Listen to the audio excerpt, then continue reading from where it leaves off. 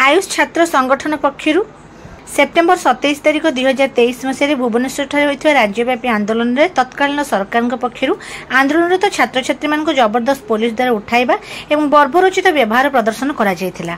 तार प्रतिवाद स्वरूप विगत वर्ष भली शनिवार आयुष छात्र संगठन राज्यव्यापी कला दिवस पालन करुछंती। समस्त छात्र छात्री कार्यरत हाउस सर्जन माने कला बैच पिंधि तत्कालीन सरकार एही अमानवीय घटनार शांतिपूर्ण प्रतिवाद करने सह घटना को अत्यंत कटु भाषा निंदा करिसेंती और वर्तमान सरकार को आयुष विभाग सर्वांगीन उन्नति दाबी जणाइछंती।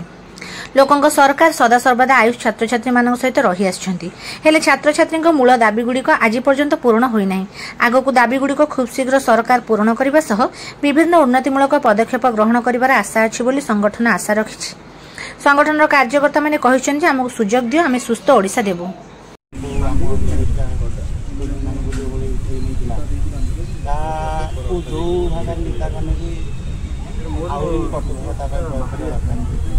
तो से दिवस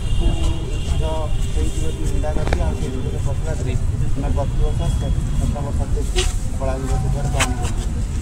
वर्तमान सरकार आयुष छात्र छात्री अच्छा किंतु आयुष छात्र छात्री प्रमुख दाबी था मूल दाबी आज ना पूर्ण हो।